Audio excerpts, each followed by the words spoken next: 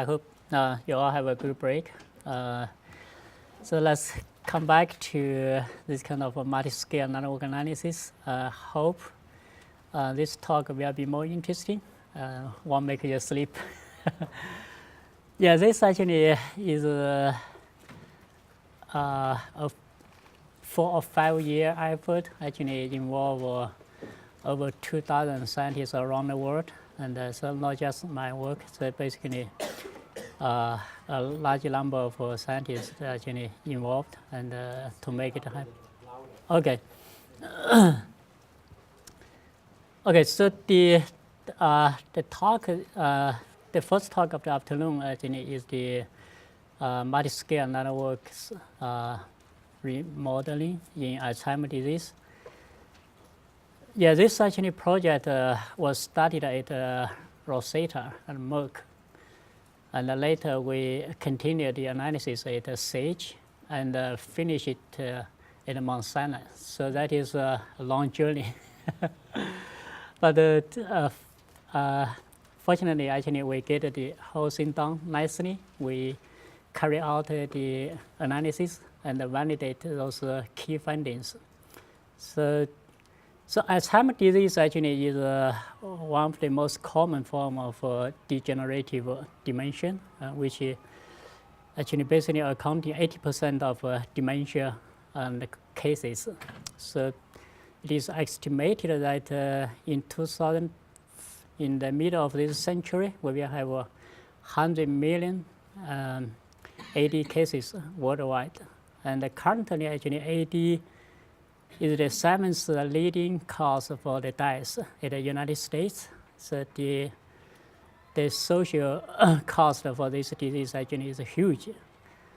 But since about 100 years ago, Dr. Alzheimer actually described the pathology of Alzheimer's disease. Actually, unfortunately, so far we know actually little about the underlying mechanism of the disease.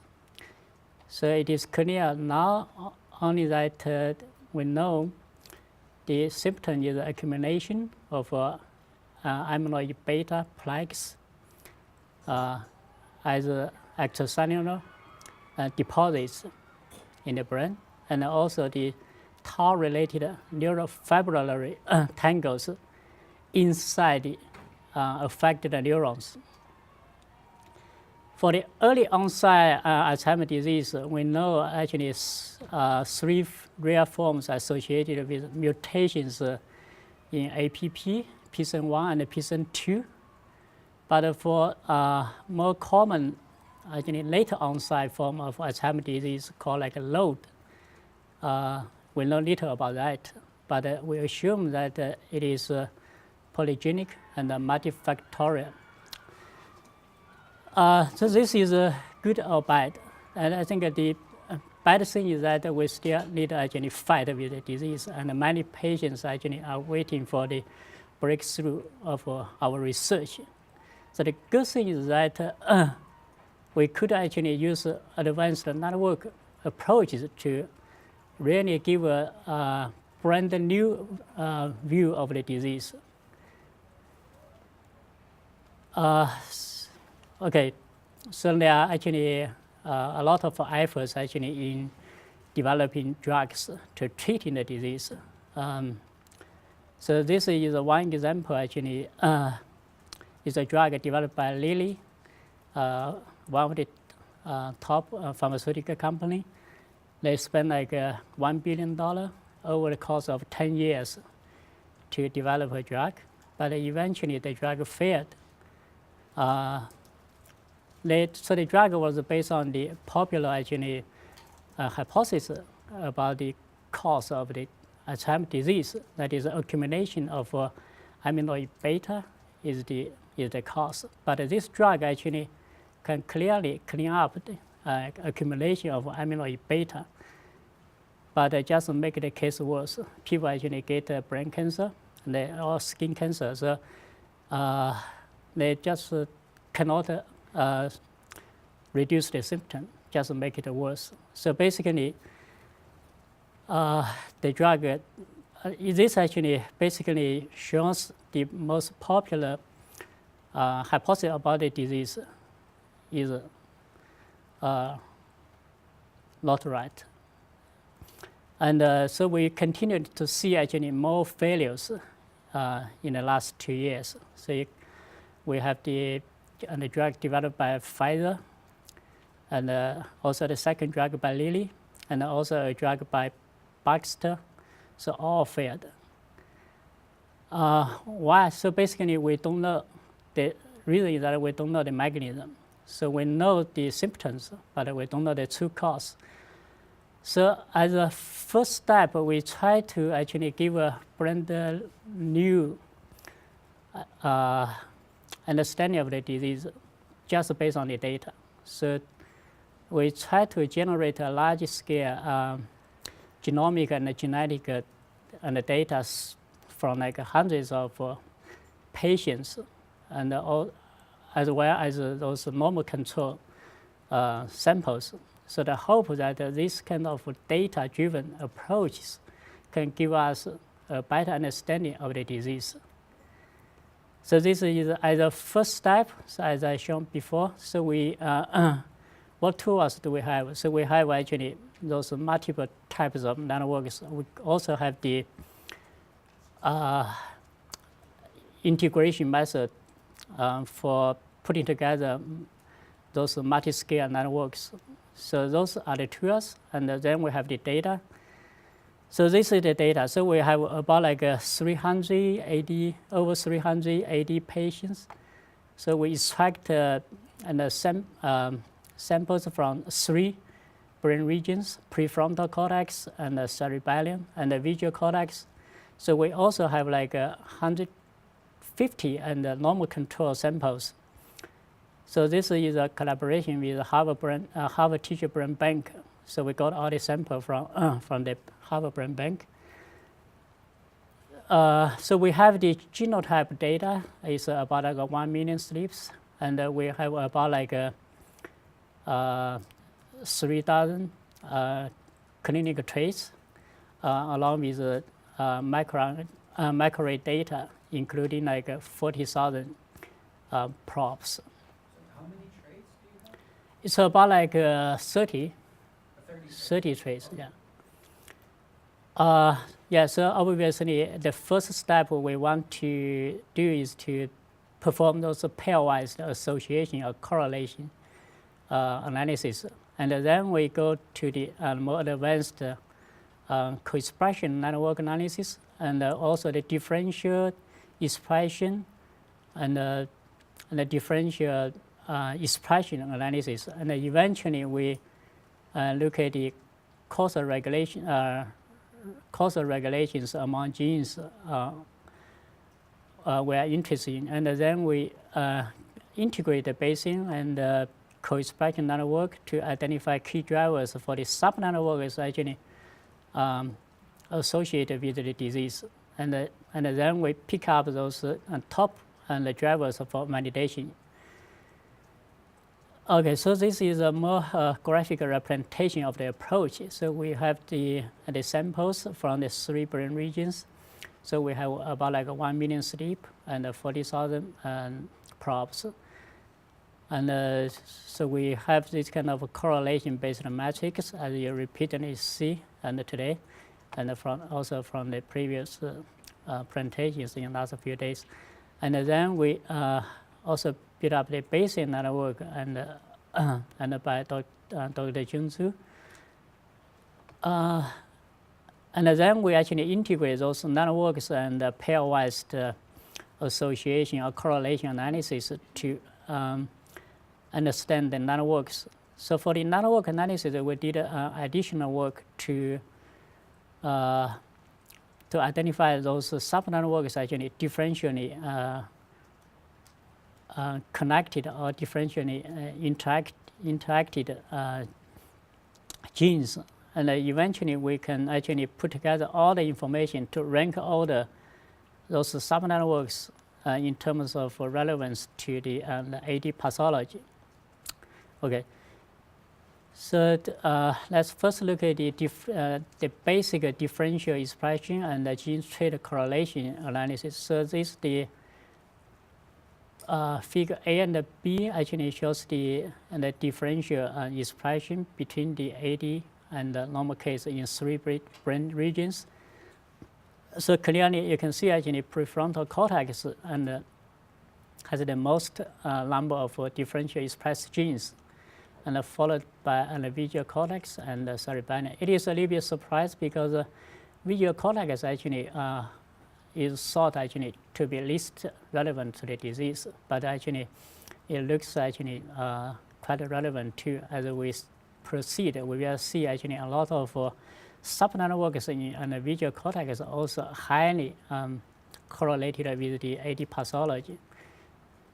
And then we also look at the correlation between the genes and the clinical traits. So again, like prefrontal has the most number of genes correlated with those clinical traits, and followed by cerebellum. So those analyses actually, you can see actually they tell you different stories. So like in the differential expression, you see like a visual cortex has more genes than the cerebellum, but on the correlation analysis, it gives you opposite story. So this actually means that we have to put together all different types of analysis so that you can have a big picture. So the same is true for the network analysis. So we probably don't want to rely on certain type of networks to give us a big picture. So we have to make use of all possible types of networks we can construct. Yeah, because of the assumption that no network actually can capture all the information. Yeah, as I mentioned in the morning, that for the co-expression network analysis, we don't know the causal directions, but for the Bayesian and other causality tests, they have actually assumptions that are not biologically meaningful. Yeah. In the diagram A, did you use any particular threshold for differential expression? No, we just use the case and the control. So we have the 2 groups. So we don't use any trait. No, I'm saying any threshold, any fold. Oh yeah, we definitely, yeah. We use like a very low threshold, like I think 1.24, okay.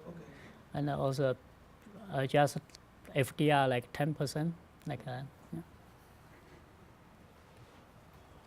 Okay, so those are the basic differential and correlation analysis. And so the next analysis we carry out is the co-expression network analysis. Of course, we use WGCNA and to check the global organization of the genes in forms of modules. So here actually we took the 1/3 most informative genes from each brain region. So that is about like 13,000 genes from each tissue, and then we concatenate all those genes. So basically now, for each gene in each tissue, we consider it as a new gene. So because even the same gene may function differently in different regions. So in this case, so in total you have about like 120,000 actually the tissue-specific genes, and but here actually we just focus on the 40,000, the 1/3 most informative genes across in all the regions. Actually, humans don't have 40,000 genes. I mean, 40,000 genes means you only have 40,000 probes. Probes, yeah. So we use the probes. Yeah, right. Yeah. By most informative, you mean the one with the highest? That's the variation. We just use a simple variation, like the highest variation. Yeah. Ben, what was the advantage gained by combining or concatenating the genes versus analyzing the modules in the tissue separately? Yeah, we want to see the cross-tissue communication. So we want to, because I want to have a global picture. So I want everything in a single picture like this. Otherwise, I need a back and forth to look at individual. I mean, like those tissue-specific modules, and then correlate them together. I think this is a much simpler way to present a global picture. Yeah. I mean, just to follow up on it, these are different brain regions, and I think this approach is defensible when you look at different brain regions. But I know where you're coming from. You have data from different tissues. Well, I'm just wondering, I suppose there are some modules that have representatives of each of the three regions, and there might be other modules that are purely one region. Yeah, that's right. And you're probably most interested in the modules that have representatives of each of the three. Yeah, so I don't know. I just feed the data into the software and let the network tells me what happened there. So I didn't give any assumption about this. So I'm interested in any subnetwork unless they are actually highly correlated with those clinical traits. Yeah. So it turns out actually many modules are tissue specific, even though like immune response modules, they actually tend to get together in the tissue specific module, and then they don't actually communicate actually much across each other. Like here you see, this is three actually modules, and they correspond, and they include genes actually primarily from those specific regions. But actually they are modules like comprised of genes from multiple and the tissues as expected, and also some cases that highly actually correlated with the pathology trace. Yeah. You said you use 40,000 genes for modeling, and did you consider use fewer genes for modeling? Fewer genes for modeling, for example, 1,000 or. Yeah, you can do that, but you probably just it's too simplified. Yeah, because we don't know whether those most informative genes are important or not. Even this kind of a reduction is not very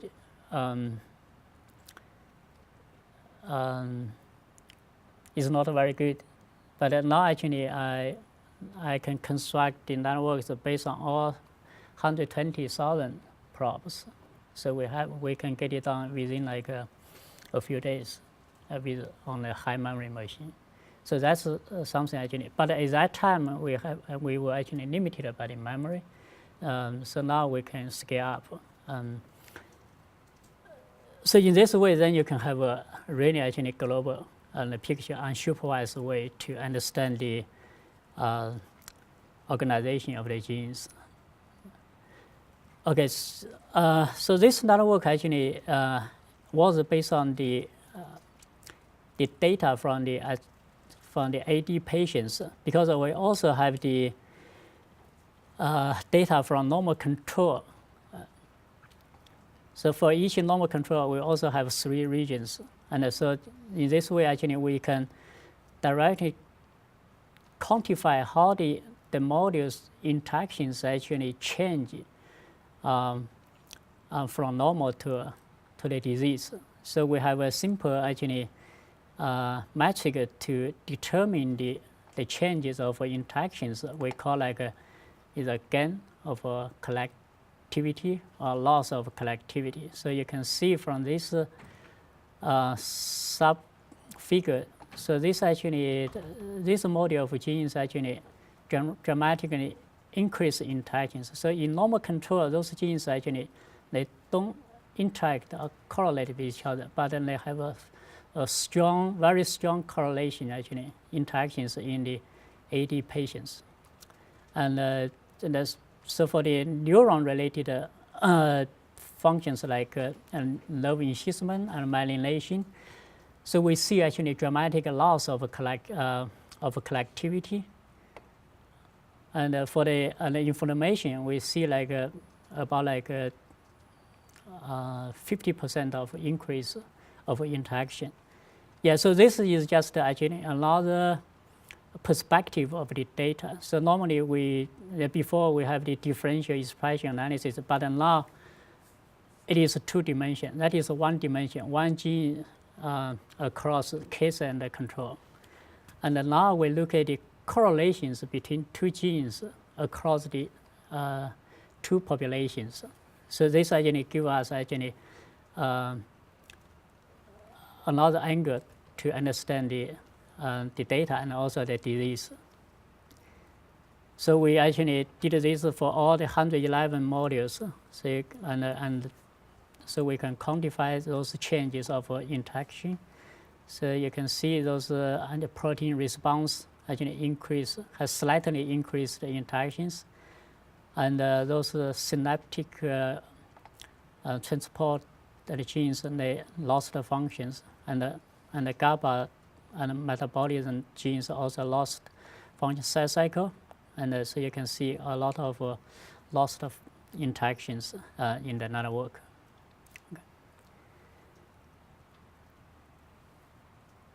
Okay, so those modules actually, we look at those biology of the modules. So basically, we found a few like from the previous studies in mouse knockout gene. So we see actually this particular gene, this model actually is showing those neuron degenerative phenotypes. And so the genes from this particular model actually enriched in the 2 modules, like the khaki, that is astrocyte enriched module, and also the GABA biosynthesis module.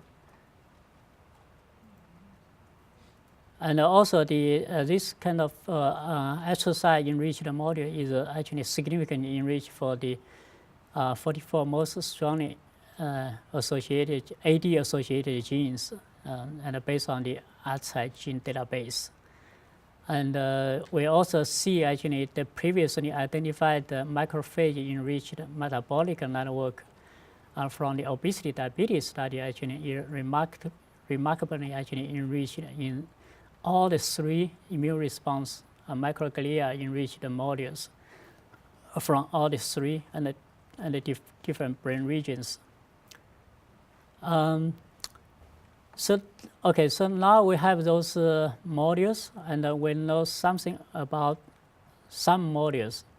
So now the next step is to rank order those modules and based on the clinical traits. So because we have about like 30 AD pathological traits, so we actually correlate each module and each trait, and eventually cluster both the traits and the modules. So this is the heat map after hierarchical clustering. So you can see actually a few hotspots in the heat map. So this actually this hotspot actually correspond to the immune response module. You can see from here. So those modules come from like 3 different regions. So they are highly correlated to the pathology, and also you can see those low enhancement related modules are also highly correlated with the some pathological traits. In the end, actually, we look at it. We use a certain cutoff to define like whether the association between each module and each trait and is significant or not. And then we have a number associated with each module. So this is the ranking order. So clearly, this actually immune response microglia module correlated with 17 out of about like 25 traits, and followed by a ribosome, and also the synaptic transmission, and also you can see this kind of low encysment myelination. The module also is also actually correlated with 5 and different traits. So clearly from this figure, we can see immune response is most related to the AD. And when you also look at the genetic information of the modules, which we believe probably those e-SNP as the upstream of the gene suppression regulation, you can see the low myelination and immune response microglia enriched modules, they are highly actually enriched for the e-SNP genes.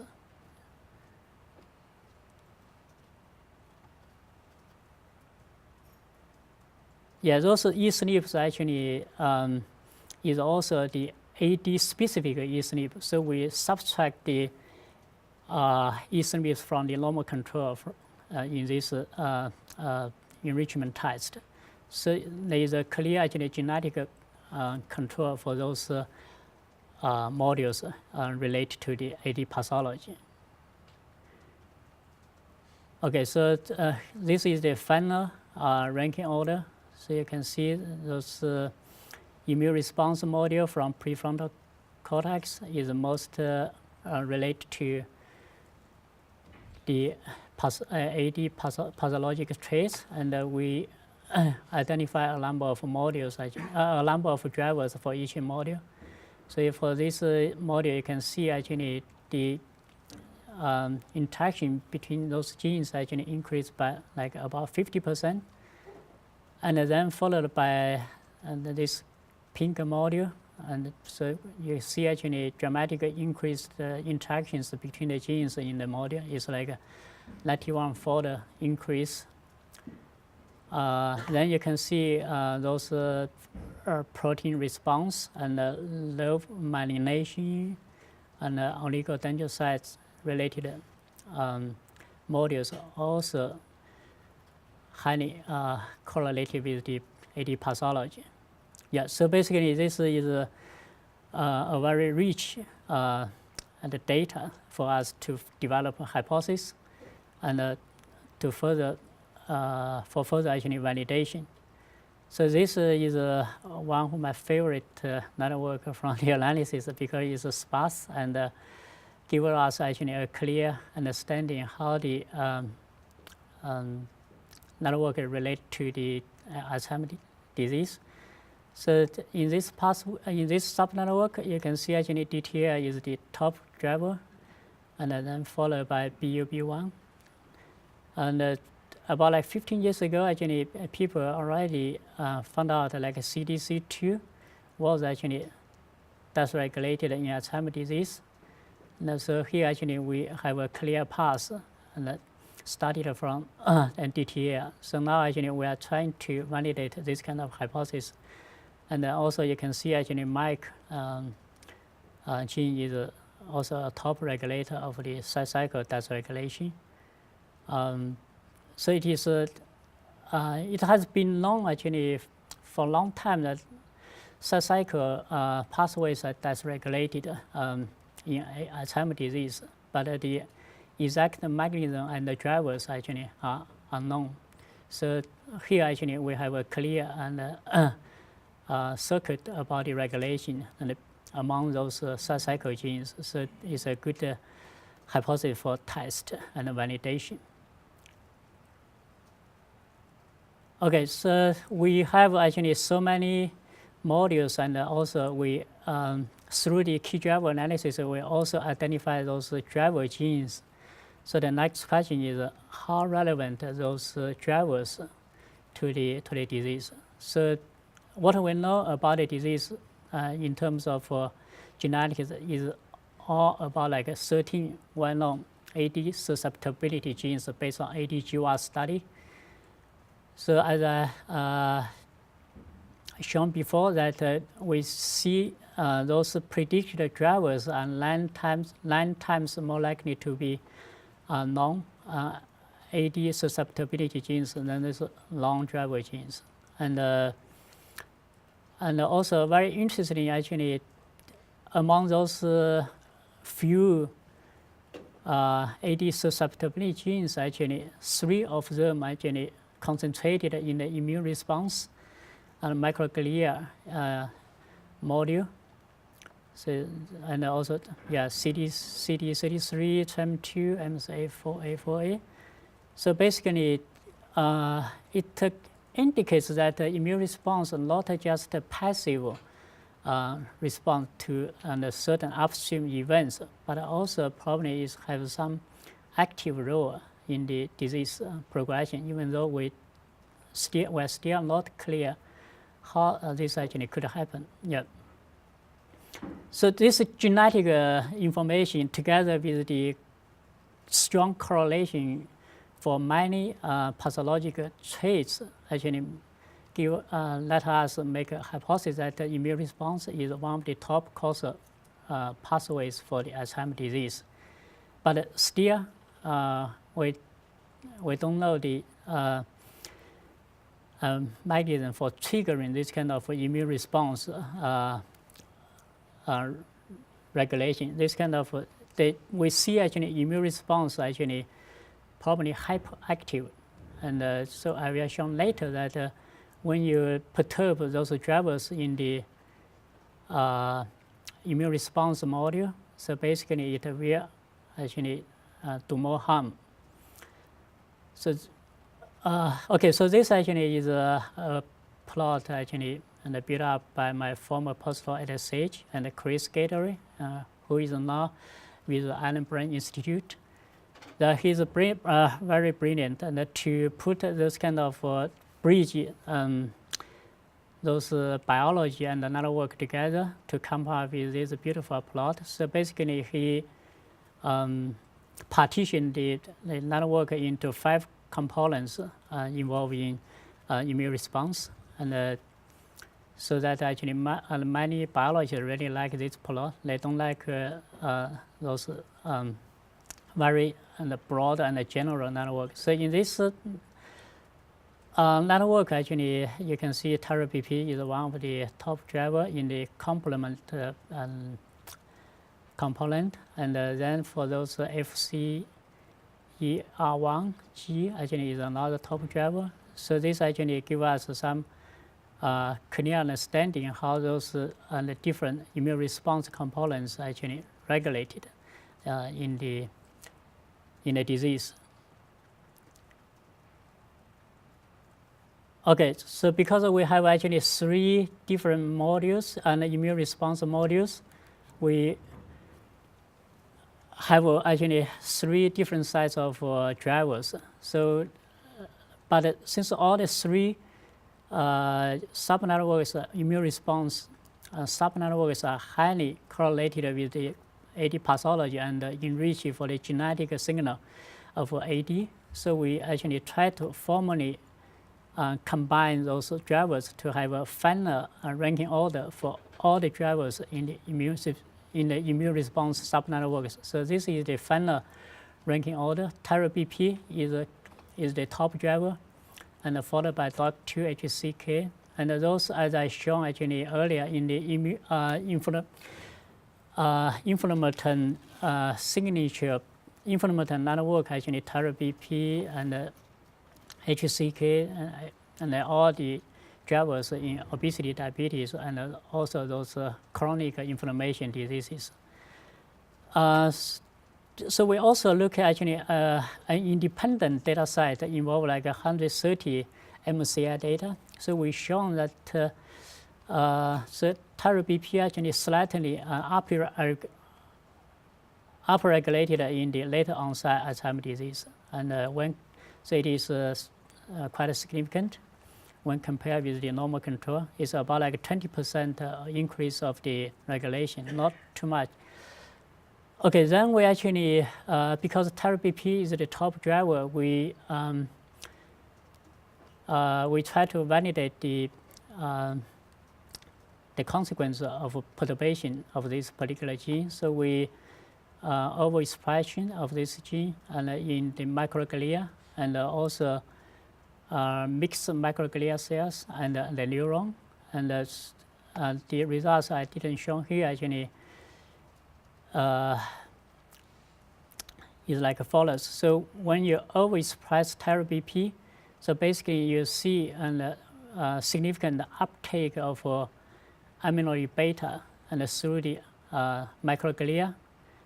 But when you mix the microglia and the neuron, then you see actually dramatic reduction in the neural length. So it's kind of a damage to the neurons.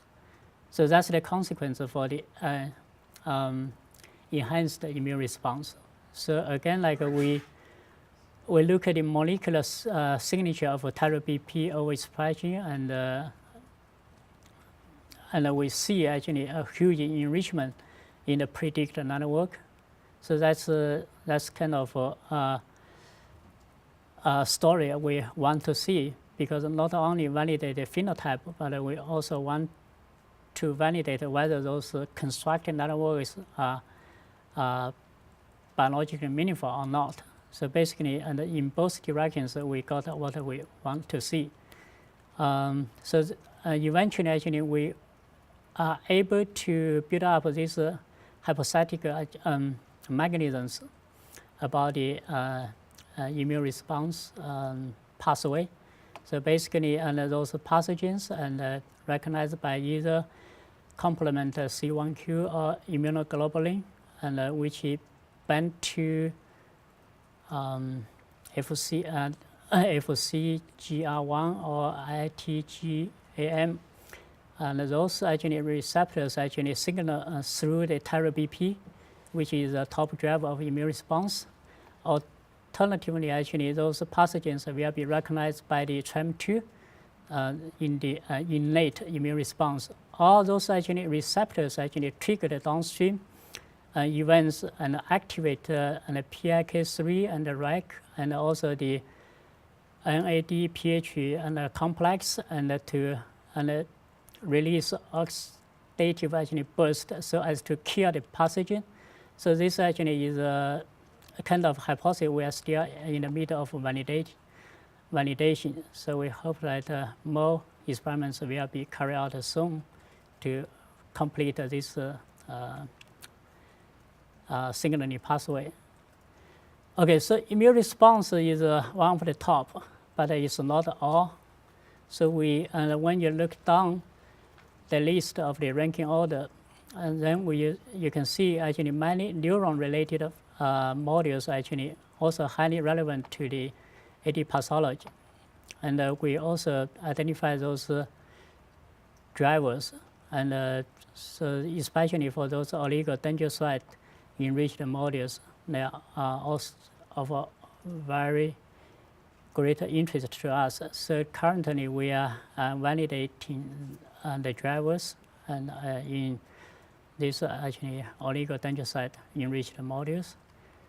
So in conclusion, so we build up those multiscale networks, that is co-expression networks, and also the Bayesian network. So we use differential network analysis to identify those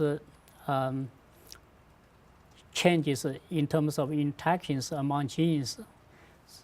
And we also we rank order those modules based on differential expression and enrichment of E-sleep, and also correlation with AD pathology. And we found out that immune response is one of the top drivers, followed by many neuron activity-related modules like low enhancement and synaptic transportation. So we also identify like TYROBP as one of the top drivers for immune response. And this is required. This actually molecule is required for signaling by the TREM2, recently discovered AD susceptibility gene. through some large-scale ADGY study. Okay, so the take-home message is that even though we highlight immune response as a top causal network and the TYROBP as a top driver, but that is not what we want to tell about the disease. So what we want to tell the community is that actually it is actually these complex networks actually driving the disease. So not just a single pathway or single driver. So basically this kind of work actually bring up more questions than give actually answers. But we do actually see some actually new findings in terms of new subnetworks and modules and the drivers, and many of them actually already shown relevance in terms of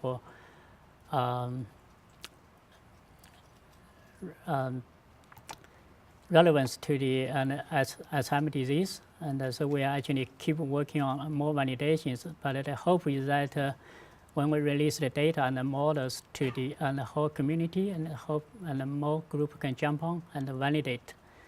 Okay, and there's so many people are involved, especially Dr. Zhang and Eric Schott and Weiler and Chris Gattery, and also the important group in Germany from University of Bonn. They actually carry out extensive actually validation of TYROBP and other validation experiments. So it's almost like 2 years effort. Yeah, of course, Merck actually spent a lot of money on generating and profiling the samples. And we have a collaboration with University of Miami and to get MCI and the data to validate the upregulation of TYROBP in the AD cases. And Professor Bruce Clerman actually provided insights in the cell cycle dysregulation. Yeah.